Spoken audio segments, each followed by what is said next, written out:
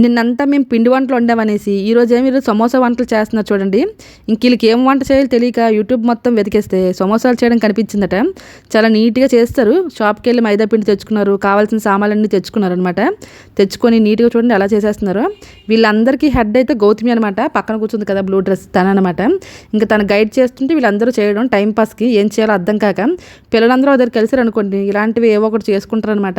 ఇంకా ఈ పుట్టుదే కూడా ఆఖరికి చేసేస్తుంది, ఏం చేస్తుందో మరి.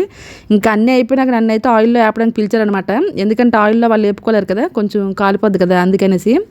సమోసాలు అయితే ఫినిషింగ్ చాలా అంటే చాలా బాగా చేశారు. టేస్ట్ ఎలాగ ఉంటుందో కానీ చూడడానికి అయితే బయట వాటికన్నా ఇంట్లోవే చాలా బాగున్నాయి. ఇంకా వాళ్ళు చేయడం అయిపోగా నా దగ్గర తీసేసుకున్నారనమాట. నేను గోధుమ పిండి కలుపుతుంటే మధ్యలో వచ్చి నాకు టేస్ట్ చూడమన్నారు. టేస్ట్ ఎలా ఉంది చెప్పు పిన్ని అంటున్నారు. టేస్ట్ అయితే చాలా బాగుంది. ఇదిగోండి గౌతమి అంటే తినే అనమాట. పనులన్నీ చేసి అలసిపోయి పడుకునిపోయాను అనమాట. పడుకుందాన్ని లేపేశారు. నేను అంతా అరిసెల హడావిడి, ఈరోజు అంతా సమోసాల హడావిడి జరిగింది మా ఇంట్లో. Thanks for watching, bye bye.